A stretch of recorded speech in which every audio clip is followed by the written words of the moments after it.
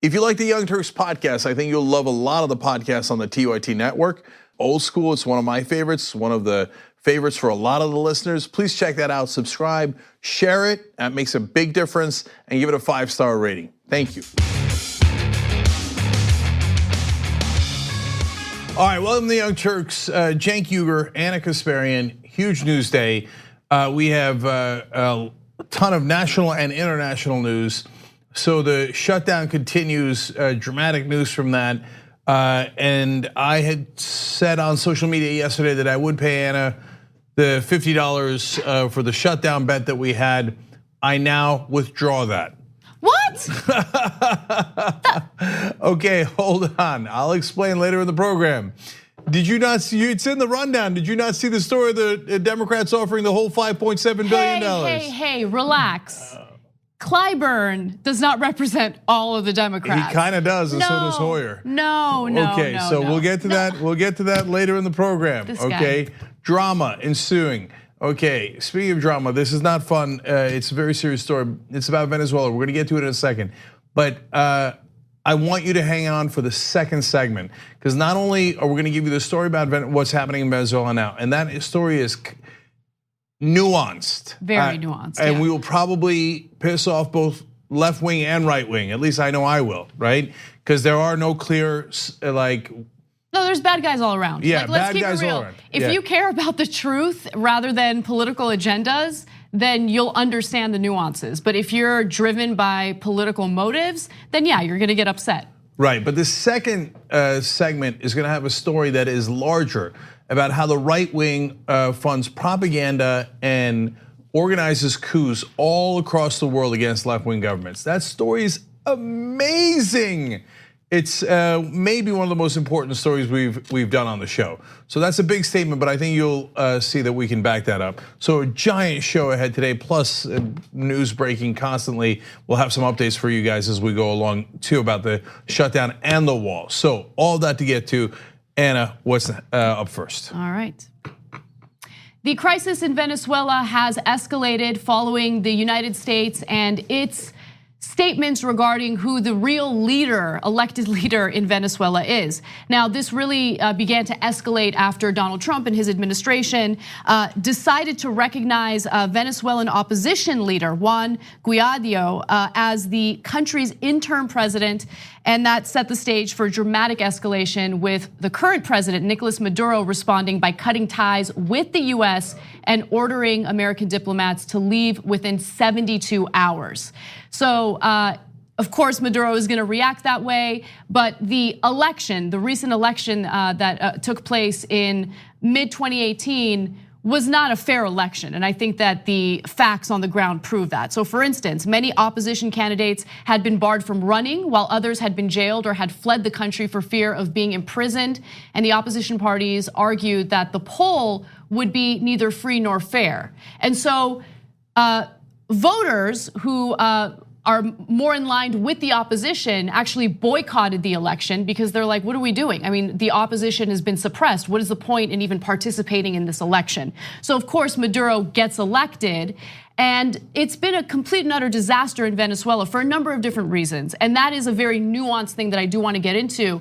But before we get to those details, I do want to show you why Maduro is as unpopular as he is. There are mass protests in Venezuela, and Vox really did a great job in breaking this down in a video that they put together in 2017. Take a look. Maduro's political ambition became evident in December 2015. 2 years after he became president, a coalition of opposition parties called the Democratic Unity Roundtable, or MUD, won a 2/3 majority in the National Assembly, putting Maduro's rule at risk. In response, Maduro quickly forced out several Supreme Court justices and filled the positions with cronies loyal to him. In March 2016, the court ruled to strip the opposition-led National Assembly of its powers, a move that sparked massive protests across the country. The ruling was reversed a few days later, but the damage was done. Protests continued to grow and have left about 100 dead and thousands injured so far. Despite the violence and public outcry, Maduro held a vote in July to elect a new governing body called the National Constituent Assembly, which would have the power to rewrite Venezuela's constitution and essentially replace the National Assembly and leave virtually no opposition to Maduro's rule. And one of the other things that Maduro has been very focused on is ensuring that the military is on his side. And the way that he does that is by offering them all sorts of economic perks. So as long as he's taking care of them, he's hoping that they will take care of him. And that's exactly what's going on right now. The military is very much on Maduro's side on this. So there are no winners in this story. So I think we're going to be one of the very few outlets that reports it as nuanced as it actually is in real life.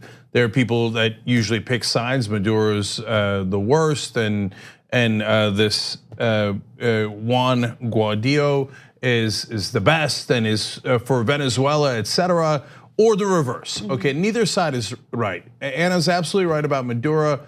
He has dictatorial tendencies, and unsurprisingly, Vladimir Putin, who also does similar tricks with his elections and in seizing power in his own country, also supports Maduro. By the way, he also has huge oil contracts with Venezuela. That's also why Putin supports him. Erdogan, who does similar tricks with elections in Turkey, supporting Maduro. On the other hand, the right-wing attempt to seize power here, I think it is fair to call it a coup, and so it is illegitimate. And the United States is obviously coordinating with it because Donald Trump's offer of support came minutes after the right wing declared that they were the real president in Venezuela. Yes. And so the fact that that came so closely afterwards shows obvious coordination. So if you're concerned that the US is helping to organize another coup in another Latin American country, I believe you are correct. So the US is very much involved in some of the opposition that's taking place in Venezuela, and it all has to do with money and business interests. And we all know that. This is something that the United States has done throughout the world for as long as we can remember. But that's not to say that Maduro is a good guy. What we're seeing now is business interests capitalizing on Maduro's mistakes and the fact that he is now pushing for a more authoritarian regime in Venezuela. They're using that as a way to infiltrate politics and essentially convince younger Venezuelans to rise up and go against Maduro, fight against him and push for regime change. Now, with that said, though, another thing to keep in mind is that we have a president who is not privy to nuance, who doesn't really understand the inner workings of what's going on and is very impressionable. And so he has said on multiple occasions that military intervention in Venezuela is very much on the table. Here's one of the recent examples of that. An announcement about Venezuela today. Some administration officials told reporters on a conference call that all options are on the table. Are you considering a military option for Venezuela? We're not considering anything, but all options are on the table. Does that mean you're considering those? Which is all options, always. All options are on the table. Now in 2017, August of 2017, when tensions were flaring, he said something a little more aggressive toward Venezuela. Here it is. We have many options for Venezuela. And by the way, I'm not going to rule out a military option. We have many options for Venezuela. This is our neighbor. This is, we're all over the world. And we have troops all over the world in places that are very, very far away. Venezuela is not very far away. And the people are suffering and they're dying.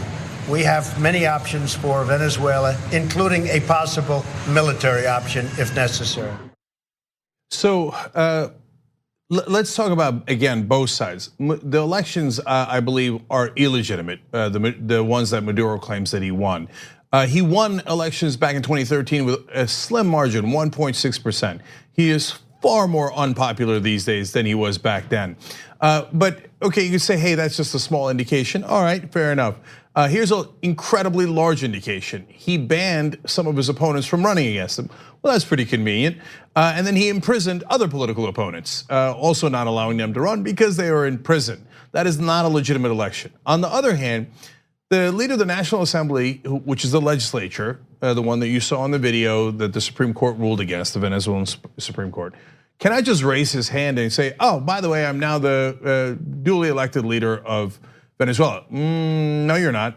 And then he asked the military to help him overthrow Maduro. Well, that's a coup. That's the definition of a coup. And so look, they always have an excuse. The excuse is, oh, there's two articles in the Constitution that says that the leader of the legislature can seize power if there's actually no one in charge. I mean, whether it's legitimate or not, there is someone in charge. You've created the constitutional crisis, right? And so now I sympathize with the people of Venezuela, because what do you do when someone with dictatorial tendencies has captured the government? And how did Maduro do that? Yes, he did it the same way that they have done it in Russia, Turkey, Iran, where he basically said, I'm going to give you lucrative government contracts if you're in the military. Because what matters the most? The guns, the weapons, okay? The military has the weapons, he gives them basically bribes through government contracts, etc. So then the military says, all right, I'm on your side. And when put to a decision here, they came out today and the defense minister said that the right-wing opposition's claim to the leadership of Venezuela was, quote, laughable. And well, he's laughing all the way to the bank, right? The defense minister is, because he got rich off of Maduro. And by the way, this is not real socialism. Real socialism does not give all the money to the military leaders at the top. Right, so can I jump in and just start talking a little bit about what went wrong with Venezuela and its economy? So look, people with political agendas like to pick on one very slim component of that failed economic policy and just blame socialism. Oh, it's because they had all these government programs for the poor. That's what happens when you spend money on the poor. I mean, you see libertarians in the United States use that talking point time and time again. But if you look at a more detailed explanation of what went wrong in Venezuela, you'll see that it was a multi-pronged disaster. So first of all, they relied heavily on their oil exports, right? And so when the price of oil goes down, their economy suffers, and that's exactly what happened. So at first, they're doing well because the price of oil is very high. And since they put all of their eggs in that basket and at the same time simultaneously spent all that money on the social programs, when the cost of oil goes down, well, then the country suffers because they don't have money saved for that economic downfall. Now, in addition to that, Maduro, and this was a terrible idea, instituted certain price controls. And when you institute price controls, well, certain industries will decide, oh, it doesn't really make sense to produce this anymore. It's not profitable. So then Venezuela is highly reliant on imports. And so all of this coming together leads to insane inflation. And so people in Venezuela right now are hungry. It's not just the fact that they spent that money on social programs. It's the fact that they did not have a diversified economic model. And then the Western governments, including the US, start doing some sanctions on Venezuela. So that creates a vicious cycle. Right. And then they have trouble paying their debt, which then leads to more inflation. So look, you have to look at the whole context, because if you had looked when oil prices were high at Hugo Chavez's government, so Maduro followed Chavez, and Chavez claimed to be a socialist as well. So he says, all right, I'm gonna give money to the poor, I'm gonna take the oil, which is the people's oil, and I'm going to distribute some of the profits to the people instead of just to the mega corporations. And if you had looked at that point of time, you would say, oh my God, socialism works so well because Venezuela is doing so much better. Their government has more money, their economy's humming along. No, it didn't mean that socialism was great back then. It depended on the context. If you look at it today and you say, oh, well, it's a disaster. Well, again, it depends. Where are oil prices? What happened with the sanctions? But look, that is why I'm a believer. I often say on the show that I'm a capitalist, but in reality, these are all made up terms that don't have much meaning. They're all mixed economies. The question is, what is public and what is private? And in this case, I agree completely with Anna. Price controls are a terrible idea, especially when it comes to food and supplies and essentials. And that also depends on some context, but generally a very bad idea. The last president to do that in America, because it's not like we've never had price controls, we have, was a Republican. His name was Richard Nixon. And that, by the way, also led to the disastrous economy that we had that was then blamed on Carter, but he actually didn't do the price controls. It was Nixon who did it. And then he took over after, obviously, Nixon, then Ford. And so It's a complicated situation. Now you turn to the right wing, and the right wing has been doing propaganda, and of course is largely saying within Venezuela, and by the way, all across the world, certainly aided and abetted here in America, and by the way, funded, some of that propaganda is funded by the United States government, okay, and we have to be cognizant of that. Coups, they're not just for the 1960s, they're still happening right now. And what did that propaganda say? They didn't take a nuanced approach. Hey, what are oil prices? What are the effects of sanctions? They said, no, giving money to the poor is a terrible idea. Making anything public for the benefit of the public is a terrible idea. You have to privatize, privatize, privatize. Why? Because I want the oil money. I want the profits. Now, another reason why America is against the government of Venezuela is, and China is actually a perfect example of this. I'm gonna get to them next, okay? What did I tell you? Who has the oil contracts right now? Other than Venezuela, Russia does. Now, America wants everything in the Western Hemisphere. So they're like, Venezuela's got oil, I want it. Now, does that mean the American people get it? Hell no. No, ExxonMobil wants it.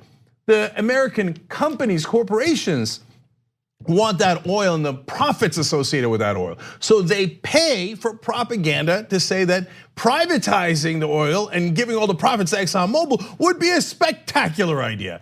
And if you dare oppose them, they will finance overthrowing your government. And that is partly what has happened in Venezuela. So it is both. Maduro has terribly mangled the management of the country, is autocratic, dictatorial in a lot of ways, and has taken over the government in a non-democratic fashion. The right wing is also non-democratic, and their takeover is not on behalf of the public or Maduro or the generals. Their takeover is on behalf of corporations. Right. So these U.S. business interests are again exploiting the wrongdoings of Maduro to push the entire country to this privatized model that would benefit the business interests here in the United States. Now, to give you some more detail into why Trump has been a little more aggressive toward Maduro and Venezuela as of late, Cenk alluded to a meeting that he had with the right wing here in the US, and I want to give you more details in that. So let's go to graphic 7. Trump, Vice President Pence and National Security Advisor John Bolton met at the White House with a delegation of GOP Florida lawmakers, Republican Senators Marco Rubio and Rick Scott, and Representative Mario Diaz-Balart, as well as Governor Ron DeSantis, to discuss Venezuela, okay? Now, mind you, Trump knows that Florida is incredibly important for his reelection campaign. And so he wants to do whatever's necessary to reach out to the more Republican-leaning Latin Americans or Cuban Americans in Florida, and he wants to make sure that the lawmakers there are also on his side. Now, one researcher with the Eurasia Group says, whatever is good for Rubio and his constituencies is good for Trump and voters in Florida as he thinks about 2020. Florida will be a key state in 2020. I'm sure that's part of Trump's consideration. Also, Senator Rick Scott said the following. I went to the White House yesterday and talked to the president about what to do in Venezuela. Nicolas Maduro's clearly a terrorist. We need to declare Venezuela as a terrorist state. It clearly is. Now, why are they so desperate to refer to Venezuela as a terrorist state? Well, when you do so, you're able to basically have these incredibly harsh sanctions against Venezuela. And there is a point to that. Instilling or using those sanctions would certainly not only hurt their economy, but it would push for the uprising that US business interests want in the country. So I have so much more to say about this. So how about the people who deposed Manuel Zelaya in Honduras? That was another right-wing coup. Aren't they terrorists? They dragged him out in his pajamas. He was the duly elected president. There was no allegations like there are in the case of Maduro that he did not actually win the elections. They just wanted the power and the money, and they did a violent coup against him. That's terrorism. And what did the US government do? They supported it, right? Obama hemmed and hawed and thought it was not a great idea, but Hillary Clinton convinced them to support that coup. Oops, okay? So we do this all the time. Now that leads to a really important point. The Russians here, again, not good actors, but they do make a good point. And why do I say they're not good actors? First of all, the Russians said, hey, if you're keeping all options on the table, we have a warning for you. That could be, quote, catastrophic. They have recently done military exercises with Venezuela, including 2 nuclear submarines. So this is a disaster in the making if we keep pushing this. But Russia did have a good point in saying, now you're accusing us of meddling in your elections, which I think they did. It's like, but now let me get this right. You're accusing other people of meddling in elections, whereas you're supporting coups in Venezuela, Honduras, and how many other Latin American countries? You don't give a damn about people's elections. You undermine their elections all the time for your own financial benefit. That, unfortunately, is true. But guys, this is all about the money. So then I come back to China.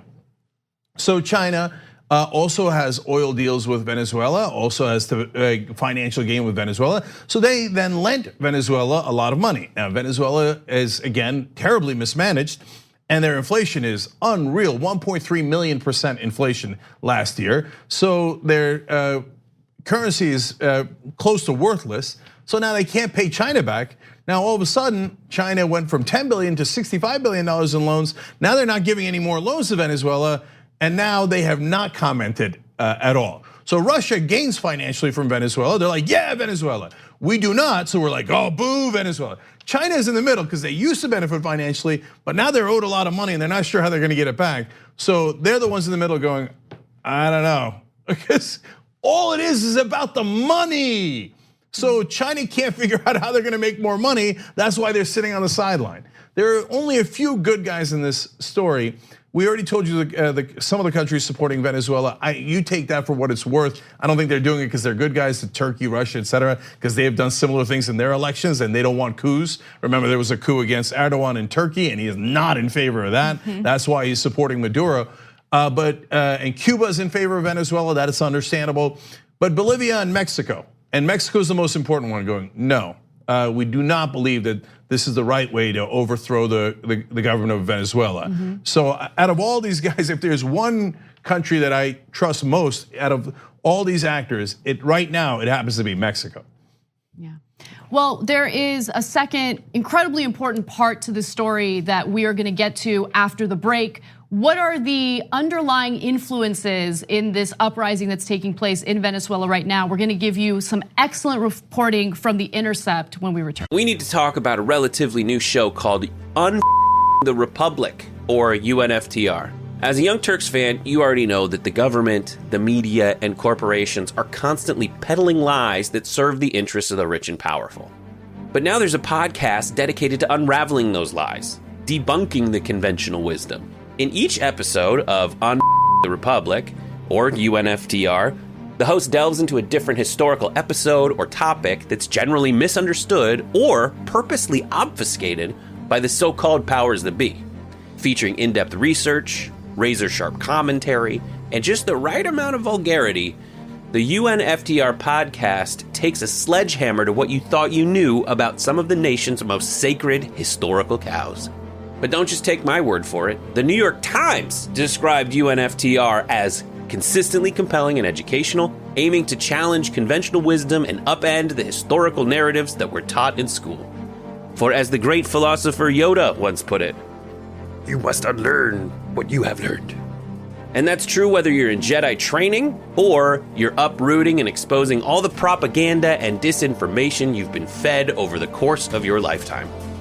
So search for UNFTR in your podcast app today and get ready to get informed, angered, and entertained all at the same time.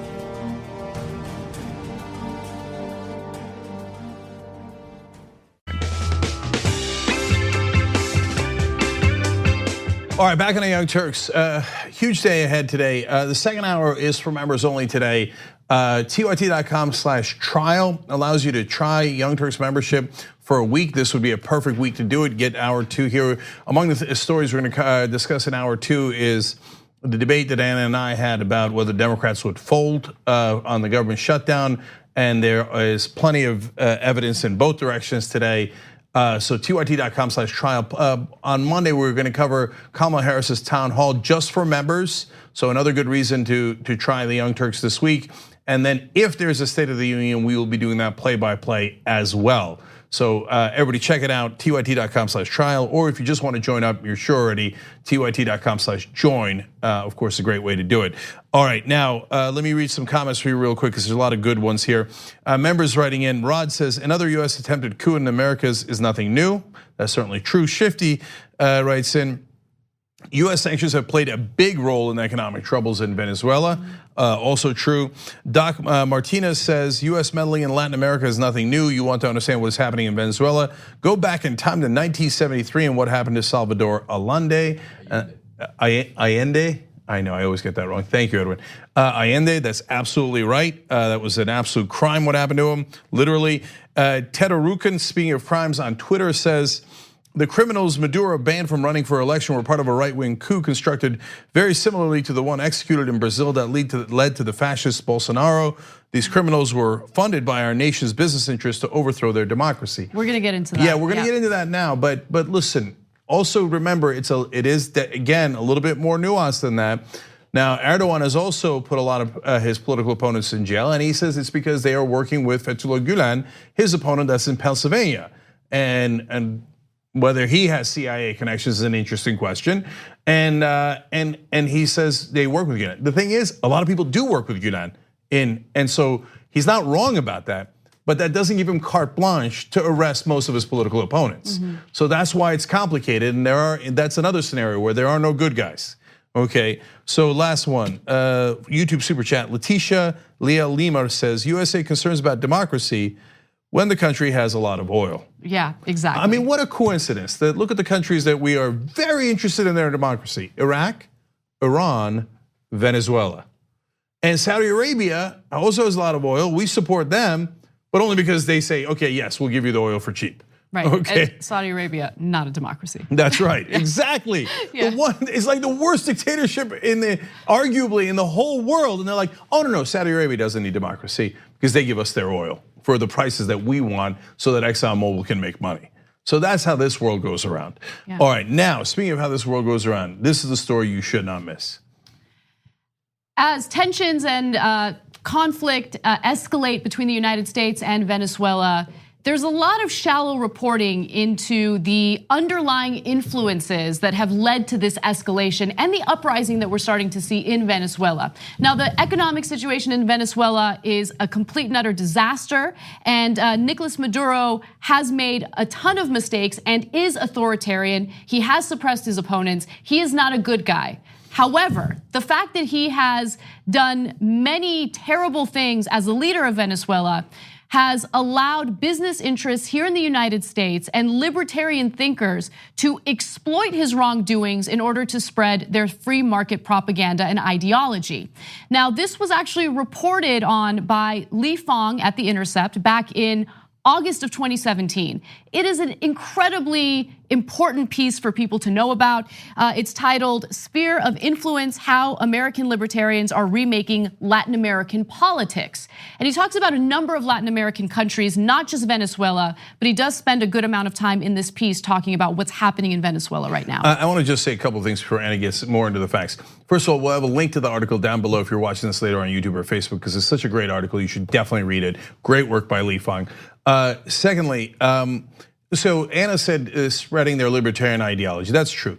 But as you will see in this story, that's just a cover. And the reality is, it is business interests, largely American business interests, that use libertarian ideology as a way of overthrowing governments that they are not in favor of, doing propaganda through the media, and that the think tanks are nothing but cover stories for a way of them making more profits. So there's no real principled interest here. Like, well, you know, I really believe that the libertarian principles could be better for the people of Argentina and Brazil and Venezuela, etc. Now, some people might genuinely believe that, but generally they're dupes. And they are funded by giant multinational corporations. Those corporations are not funding them for their health. They are funding them so that they get to privatize the industry in all those countries and privatize the profits and socialize the losses. Exactly, yes. So at the heart of this is the desire to profit off of regime change in Latin American countries. Now, at the heart of it is something known as the Atlas Network, and it is a network of think tanks that seek to undermine left-wing economic policies in Latin American countries. According to Lee Fong's reporting in The Intercept, he says that the Libertarian Atlas Network, which has reshaped political power in country after country, has also operated as a quiet extension of US foreign policy, with Atlas-associated think tanks receiving quiet funding from the State Department and the National Endowment for Democracy, a critical arm of American soft power. So this is very much tied to the US government. They are providing financial support to this network of think tanks that seeks to essentially overthrow left-leaning political leaders throughout the world. Now, over the years, Atlas and its affiliated charitable foundations have provided hundreds of grants to conservative and free market think tanks in Latin America, including the Libertarian Network that supported the Free Brazil movement and organizations behind a libertarian push in Argentina. And they have been successful. The imprisonment of Lula in Brazil, the rise of Jair Bolsonaro in Brazil, that's very much tied to these operations that are taking place behind the scenes. The Atlas Network spans dozens of other think tanks across the region, including prominent groups supporting right-wing forces behind the unfolding anti-government movement in Venezuela. So I have specific details on that, but before I move forward, Cenk, do you want to jump in? Yes, so one of the things that this article explains in great detail is how the corporations that fund these so-called think tanks understand the value of hiding where the money is coming from. So they explain that the industrial groups give money to the think tanks, and because if the polling or the suggestion that they are right about certain issues came from the companies themselves, they would be discredited. So for example, one of the companies that pays these Atlas networks was Philip Morris, that is a tobacco company. And what does the think tank associated with Atlas Network do? They say they push for, in that particular Latin American country, for more tobacco usage. And then they do a poll about how great tobacco is. And so then they give it to the media, and they say the media oftentimes is lazy. Now they know that and they take advantage of it. So they say, oh no, this is an established, esteemed think tank. And then only if you do real journalism, as The Intercept did here, do you find out that that money actually came from Philip Morris. And so now much bigger amounts of money come from ExxonMobil, because oil is now huge. And so they fund these think tanks to put out the idea that you should privatize the natural resources of your countries, including oil. So here, I'm gonna give you one quote from the article here to give you a sense of that. Fisher, who is the guy who set up IEA, and there's a lot of these groups, but that was the original group that then Atlas Networks came out of. So he's a British entrepreneur that in the 1980s started a lot of this. In fact, it goes back even further than that, and he actually went and talked to Friedrich Hayek, the Austrian economist in London, and Hayek was a real thinker, and for him it was about ideology. It goes to Fisher, who's an entrepreneur who made all his money by boxing up chicken in closer and closer environments, and thinks, well, that's a good way to spread my propaganda and make more money. And then other corporations go, yes, that's it. But Fisher said, to influence public opinion, it is necessary to avoid any suggestion of vested interest or intent to indoctrinate. In other words, we want to indoctrinate people, and there is a vested interest behind it. We gotta hide it though. But don't tell them that, because then they won't believe you. That's why you have to lie and pretend that it's about ideology. Now, who funds Atlas Networks? Not only the US government, but Charles and David Koch. Yes. And so many of the other right-wing billionaires in this country. Yes. And they do it for profit. Now they do that here in America as well, for programs like Dave Rubin's. And so, and the idea is, Oh no, we found a neutral person who's just thinking about big ideas. And they were just having an exchange of ideas, but it is actually funding to push their propaganda so they can make more profit. Yeah, I mean, look, when you dive deep into the story and you see the parallels between the United States and all these Latin American countries, it's pretty incredible. I mean, this is the reason why you see someone like Dave Rubin, who doesn't even know how to pronounce Bolsonaro's name, appearing on a pro-Bolsonaro propaganda show to prop him up and to prop up his policies. Because they're literally funded by the same group of people. Yes, yes. So why would Bolsonaro is very anti-gay rights. Dave happens to be gay. Yeah. So why would he go on there and support this authoritarian guy who's against LGBT rights? Because he's told to. Hey, listen, you go out there and you tell him how great Bolsonaro is. Dave's like, did the check clear? Check cleared. Bolsonaro is wonderful, and he goes on Brazilian TV and pretends to be a liberal doing it. So it is trick after trick. And Anna's absolutely right. We're gonna get into details of how similar their propaganda campaigns are in those countries to what you see here in America. Yes, yes. So let's talk a little bit about what Freedom of Information requests told us about what's going on in Venezuela. So The Intercept writes, records obtained through the Freedom of Information Act by author and activist Eva Gollinger, as well as State Department cables disclosed by whistleblower Chelsea Manning, reveal US policymakers' sophisticated effort to use Atlas think tanks in a long-running campaign to destabilize the reign of Venezuelan leader Hugo Chavez. Again, I give you the same caveat that Hugo Chavez is not a good person. What he's doing in Venezuela is wrong. He is authoritarian. Now, with that said, though, Maduro, who followed Chavez. Maduro is. I'm sorry. Yes, Maduro, who followed Chavez. So, in covering the Venezuela aspect of this, we're not trying to defend the current leader of Venezuela and what's going on. However, that is being exploited by business interests here in the United States in order to essentially increase their profits through regime change. Now, through recent investigations, though recent investigations have shed light on the role of powerful conservative billionaires such as the Koch brothers in developing a business-friendly version of libertarian thought, the Atlas Network, which receives funding from Koch foundations, has recreated methods honed in the Western world for developing countries. Now, this is where you should pay attention, because what we're seeing here in the United States is definitely happening in these countries. They are infiltrating academic academies. They are working with millennial activists and essentially spreading their propaganda to them and convincing them to rise up against the current regimes in these Latin American countries. As early as 1998, Cediza Libertad, Atlas's flagship think tank in Caracas, Venezuela's capital, received regular financial support from the Center for International Private Enterprise. So the Center for International Private Enterprise is the US government. And they are funding the think tank, which then supported the opposition to Maduro. And now, all of a sudden, that opposition is leading a coup against Maduro.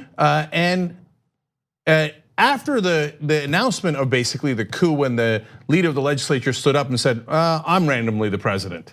Okay, guess what happened right afterwards? Donald Trump's government said, we are now giving him $20 million to support his efforts to overthrow Maduro. So they give money ahead of time, they sneak it in through the so-called think tanks funded by the US government and right-wing billionaires in America. And why are they working together? I'll get back to that in a second. And then afterwards, they go, well, I guess he's the official real leader of Venezuela, so we're gonna give him $20 million to help us coup. So that is an incredibly important part, though. Is it the US government representing the US people? No, it's the US government representing giant corporations. So the Koch brothers run Koch Industries. It's one of the largest private corporations in the world. And they have interest in oil, as well as many other parts of industry. So they have financial interests in Latin America, and they go fund politicians in America. See, they already did a coup in America, that was easy. What they did was they said, all right, we'll make bribery legal. We'll call it campaign contributions and independent expenditures. And we'll get the Supreme Court to say that giving millions, in fact, billions of dollars to politicians is not bribery. So they criticize Maduro now, rightfully so, for getting control over the Supreme Court in Venezuela and then pushing his cronies into setting up a whole new legislature. But our right-wing billionaires captured our Supreme Court, took it over, and then declared that bribery was legal. And so they captured the US government. Now they have the largest government in the world, which then takes US taxpayer money, your money, and spends it in favor of coups and right-wing propaganda and so-called think tanks to influence people. And then that's another layer of the story that is so intensely interesting. They know they have to win the people over. So that is why they go to the media to influence people. But you can't let them know that it's ExxonMobil and Koch Industries, because then the people will not be convinced. That is why these think tanks are so pernicious. And how they influence the media is also amazing. We'll get to that. Yeah, I actually want to get to that right now. So let's go to graphic 17, and it perfectly lists the kind of communications that take place in these think tanks in order to convince people to rise up against the Latin American leaders. So for instance, a 2006 cable laid out a strategy from US Ambassador William Brownfield for funding politically active nonprofits in Venezuela. Here is the list that he shared: strengthening democratic institutions, penetrating Chavez's political base, dividing Chavismo, protecting vital US business, and isolating Chavez internationally.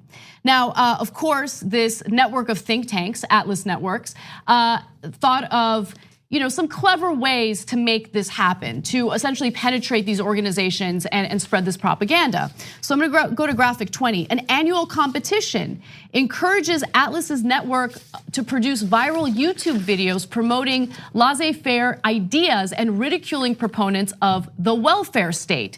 James O'Keefe, who's a complete and utter joke, has appeared before Atlas to explain his methods. Right, so they're using social media, they're going into student groups, they're infiltrating the actual political base for the very leaders that they're trying to overthrow. So again, I've got more details on the media, but why is the US State Department getting involved in funding things that help just corporations? Aren't they supposed to be representing the American people? Isn't that a totally different calculation than what helps giant multinational corporations? And by the way, they're not American companies, they're not patriotic. They are legally bound to make every dollar that they can. They must maximize profit. They have shareholders and executives from all across the world. They are not American, they're multinational machines meant to maximize profit. So why is the US government helping them to do that at the expense of not only those Latin American countries, but oftentimes our own taxpayers, let alone using our money to do so, okay? So now, look at how they use the media in Brazil. Now, they have a Brazilian blogger named Rodrigo Constantino. So, and what does he do? Okay, so let me read it to you from Fang's reporting. In Brazil, Brazilian blogger Constantino in Brazil is one of the founders of Instituto Millennium and is credited with popularizing a narrative that Workers' Party supporters are, I love this, limousine liberals, wealthy hypocrites that flock to socialism to claim the moral high ground while snubbing the working classes that they claim to represent. So now, why do they do that? Because if any rich person ever actually tries to help the poor or the middle class, they have to attack them because they have money and resources. And if they use those resources to help people, that's unacceptable. So they lionize the greedy rich and say they are libertarian thinkers that are principled. And conveniently, they get all the money, right? But if you're actually a decent person who has money, they go, a limousine liberal. All right, he's a hypocrite. He has money, but he hasn't given it all away to the poor because they're really afraid they might actually use that money to combat their propaganda. Yeah, I mean, that's happening here in the United States as well, and not even with people who are wealthy. So look at the types of attacks that Alexandria Ocasio-Cortez has been dealing with. Her blazer makes her look like she spends a lot of money on her clothing. So as a result, we shouldn't believe in her policies that seek to help the disadvantaged and the poor in the country, right? She's not even rich, she's not even close to rich, but they're still finding ways to kind of demonize her based on the clothing she's wearing. So I want to give you more context now. So what does this Brazilian blogger Constantino do? He spreads conspiratorial views. Gee, I wonder if I've heard that before. And acidic right-wing commentary. They call this the Breitbartization of public discourse is but one of many ways that the Atlas Network has subtly influenced political debate. He chairs yet another Atlas think tank. There's a guy doing conspiracy theories who's chairing a think tank, okay? And he criticizes every move of the left and says that it is attempting to subvert democracy. In fact, it's him who's being paid to subvert Brazilian democracy. So what does he do? Since he knows he's doing it, he says, they're doing it. The left is doing it. Now, one of the reasons that they go to propaganda and conspiracy theories is because they think all we gotta do is convince people that aren't that bright. And since we're doing a conspiracy, they will believe that there are conspiracies in the world, and that's true. So we'll convince them that the left is doing a conspiracy with no money. In fact, they say the conspiracy is to have cash, and this is in Brazil, cash assistance programs to poor families. Who runs a conspiracy to help the poor, right? I mean, that is so preposterous, but it's easy to trick people who are in the right wing and who are not as educated, who think, oh yeah, oh my God, they're probably trying to help the poor with their secret plan. Right. Okay, when in reality, the secret plan is to help the rich. Take your money. And honestly, like right now, in the case of Venezuela, what we're seeing is Maduro unwittingly helping these people spread the propaganda because there's so much unrest in Venezuela. There's so many people suffering because of these failed economic policies that these business interests are able to come in and paint a false narrative of what went wrong with the economy. You think they're focusing on the nuances of how Venezuela focused solely on oil exports to make money? No, they're not talking about that. No, in fact, let me get to the policies that they promote. They say the pension system is absurd. So rob the middle class of the pensions that they worked for their whole lives. Again, we've seen the right wing trying to do that in this country with Social Security. And they say that you should privatize all education. Why? Because if you privatize education, then only the rich get it, and the poor and the middle class don't get education. You keep people more ignorant, then your propaganda is more likely to work. And then they say that you have to defund labor unions. Why? Because labor unions allow the workers to pool together to have more strength and leverage, which hurts corporations because it doesn't hurt them in terms of going bankrupt or anything, no. But corporations wanna pay their workers as little as possible so they can maximize profit. So they say to their bloggers and their so-called think tanks, tell everybody labor unions is bad, they're really bad. Why? Because together you might actually be able to raise up your wages, and we don't want you to do that because that is our money, not the workers' money. And lastly, he says, they also are arguing for repealing the law that makes voting compulsory. So that happens to be the case in that country. And why? They don't want a lot of people to vote. They want as little people to vote as possible. They want as little people to be educated as possible. And they want the people to be separated, divided, and not working together.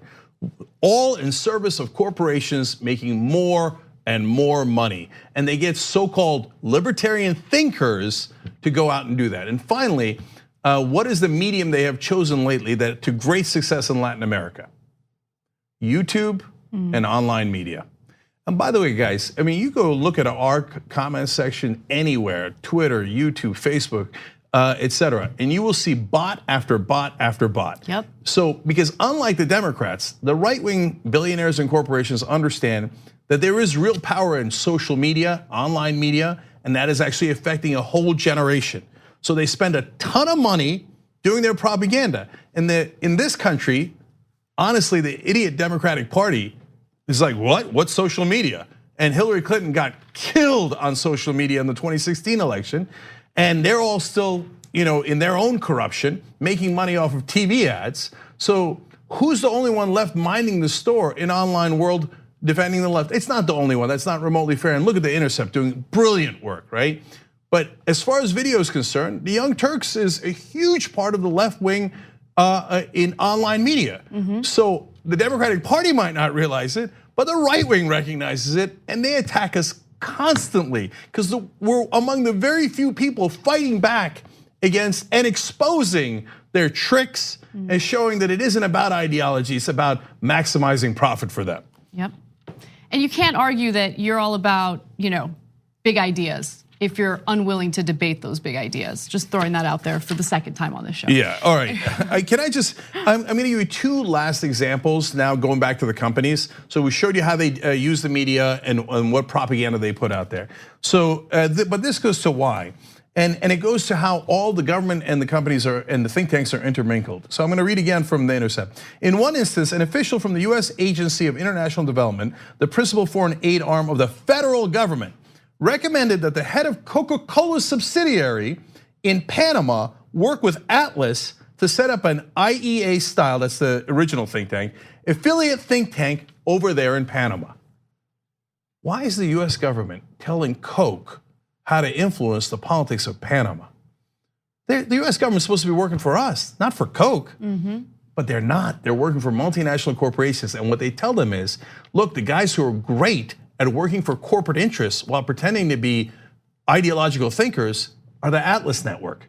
So go to the Atlas Network, bribe them, and you'll get exactly what you want, okay? And one last example. Pfizer, this is, by the way, this is the actual founder of the Atlas Network, Chafwan, and he said Pfizer Incorporated would not sponsor surveys on health issues, nor would Exxon pay for surveys on environmental issues. So libertarian think, now back to Intercept. Libertarian think tanks, such as the ones in Atlas's network, however, could not only present the same survey with more credibility, but do so in a way that garnered coverage in the local media. So Pfizer, ExxonMobil, Coke, you want to maximize profit at the expense of the people of Latin America? You go to the Atlas Network and they'll cover up your dirty work, and they'll make sure that it's seen by the media as something official and important and something worthy about thinking about, and is to the benefit of the people of Brazil, Argentina, Venezuela, etc. And they will help you lie at the expense of all of those citizens. That's how this game is played. And it's working. Unfortunately, it's working. And look at it. They've got the deposed leader, in fact, a coup in Honduras, deposed left-wing leader in Brazil, right-wing fascist now in Bolsonaro in charge in Brazil, a right-wing in charge in Argentina, and now they're in the middle of a coup, a right-wing coup in Venezuela. So there you have it. And what do they say? Oh, the people think that we should privatize all the industries, and that's why we must get rid of the left-wing governments. We got to take a break. When we return, we will have our members only second hour, and we will get into a long discussion about what's going on with the government shutdown. Breaking news involving the Trump administration drafting a national emergency order. We'll give you the details on that and more.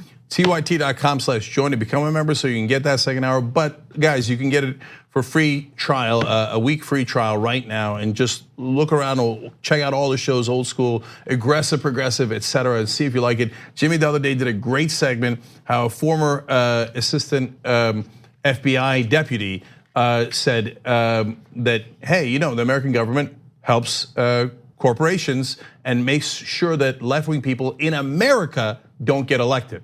So a very similar topic to this. So look around and enjoy the progressive networks that we have. You can do that at tyt.com/trial.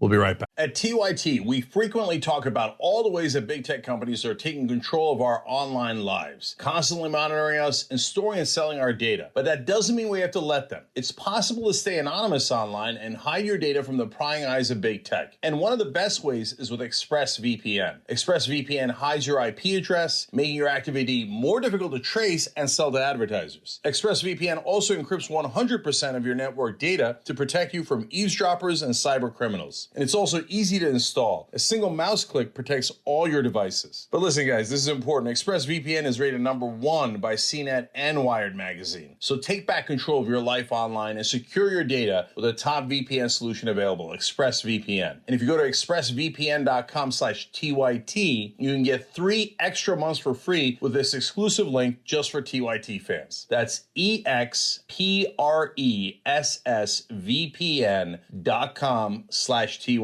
Check it out today. We hope you're enjoying this free clip from the Young Turks. If you want to get the whole show and more exclusive content, while supporting independent media. Become a member at tyt.com/join today. In the meantime, enjoy this free segment. All right, back on the Young Turks. Quick breaking news for you guys. U.S. has ordered non-emergency personnel out of Venezuela. So Maduro had kicked out our ambassadors when they supported the coup, our ambassador and the rest of the embassy. And in the beginning, we were tough guys and we're like, oh no, he's not the official government of Venezuela, so we're not gonna listen to him. And now we're like, all non-emergency personnel, get out now, right? So, and that's the right move. They're not welcome there. They gotta, because you're putting their lives in danger. Yeah, for their own safety, that's exactly. Right. Okay, I'm gonna read a couple of quick comments here. Captain Cornball, these are all members from the beginning. As in most countries, the think tank puts the story in a media outlet that is sympathetic to those views. And unfortunately, that is most of the American media. And so they all quote those think tanks like, oh, well, the American Enterprise Institute thinks invading Iraq's a wonderful idea. Yeah. Am I gonna tell you that they're funded by the oil companies and the defense contractors? No.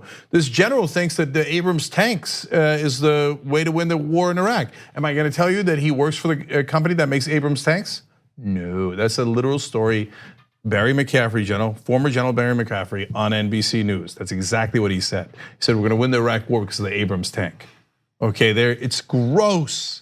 So if they try to plant that story with us, how do you think that would go? Not well. Okay, and we are a tiny team. Yeah. Those other companies are gigantic. They have all the resources in the world to investigate those things, fact check them over and over, and they choose not to.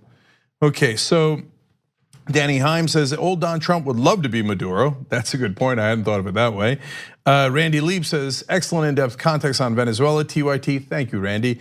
And Meg says, this is blowing my mind. I'm gonna go to one last thing, YouTube super chat. Nestor Custodio says, let's not forget the US sent 22,000 troops into the Dominican Republic in the 60s because the new leadership's progressive agenda was a new communism. They're always trying to call something communism, the boogeyman, because God, if you try to actually help your own citizens, oh well, then you're a communist. So in today's post-game show, I'm going to talk about how in grad school, I did a presentation about Panama and how I was influenced by the very terrible reporting here in the United States in spreading something that was false, and how a Panamanian in my class made me cry in front of everyone during the presentation. It's an important story. I look forward to that. Yeah. Oh, by the way, guys, Killer Mike's gonna be on the show on Monday, so that's pretty neat. Yeah,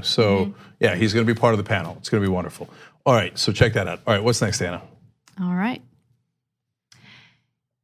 Donald Trump and Democrats have not reached an agreement on the spending bill, which means that the government continues to be shut down. The partial shutdown is now on its 34th day, and people are really feeling the economic pressure and impact of that. However, since Democrats are unwilling to play ball with Trump, it appears that the White House is preparing to draft a national emergency order, and they are identifying $7 billion for the border wall. So the massive amount of, this is what the draft says, by the way, the massive amount of aliens who unlawfully enter the United States each day is a direct threat to the safety and security of our nation and constitutes a national emergency. Now, the reason why the administration would do this is because if they can't get the funding through a spending bill, they can declare a national emergency and take that money from the Pentagon.